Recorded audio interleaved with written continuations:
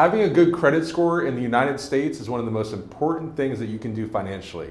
Today, we're going to talk about how you can maximize it.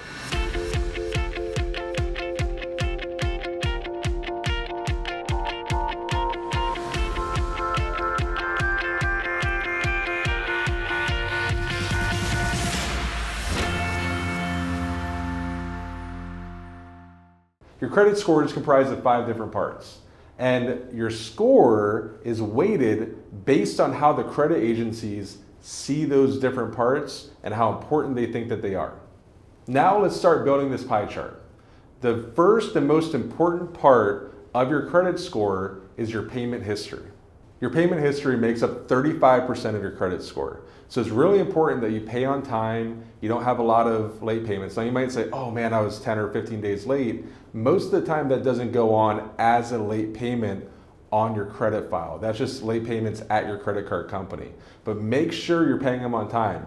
Put it on auto pay for at least the minimum amount. Obviously you want to pay them off, or you can pay more if you want, but make sure that at least the minimum amount is being paid on all of your outstanding credit.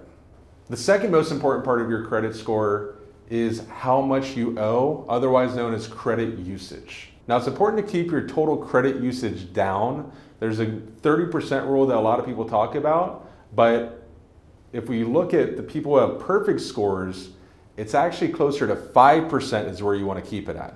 And this credit usage makes up about 30% of your total credit score. So you want to make sure that you're not overusing those credit cards or those lines of credits if you can help it. So we've already made up 65% of your credit score just with the first 2 things. The third one is the length of your credit history.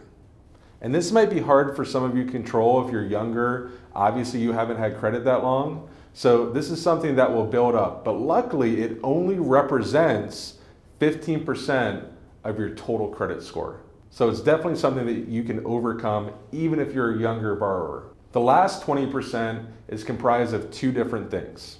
Number 1 is new credit. And you might have heard that you don't want to check your credit too often, or you don't want to have it pulled too often. The checking the credit is actually a myth. You can check your credit as many times as you want. That's considered what's called a soft pull. But a hard pull is where you go to a bank or a car company and you're trying to get a loan, and they actually do a hard pull on your credit. So you want to make sure you limit that because that can affect your score.